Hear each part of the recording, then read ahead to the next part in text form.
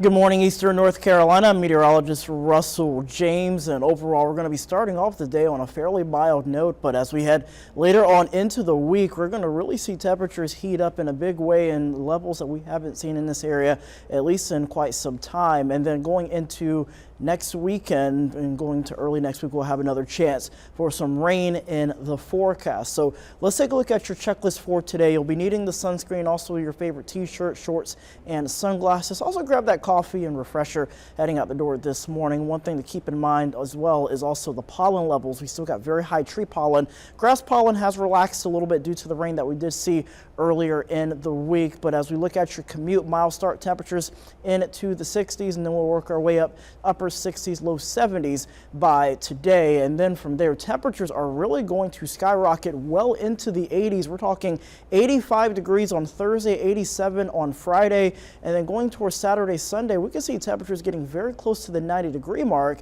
Average highs this time of year should be sitting at 70. So the fact that we're talking about temperatures running 15 to 20 degrees above average is quite remarkable for this time of year. On top of that, we're going to see the humidity levels increase, especially going into the later part of the week. Friday, we could be touching near muggy levels. And then once we have a cold front arrive going into late Sunday, early Monday, that's when we'll start seeing temperatures and at least comfortable conditions return across the east.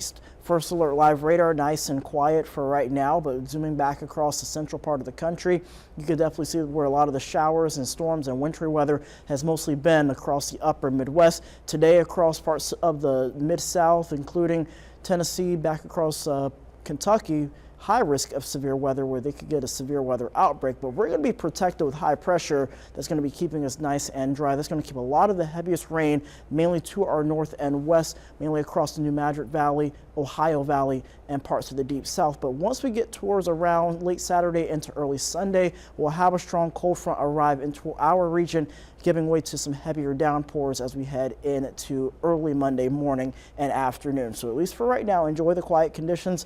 Temperatures still sitting into the upper 40s in Washington. Today's highs again into the upper 60s and middle 70s. Northwesterly breezes shifting towards the southeasterly wind later on in the day at around 10 to 15 miles an hour. And looking ahead at your 8-day forecast, highs in the 80s, overnight lows into the 60s. Cold front next week, dropping temperatures back into the 50s and lower 60s.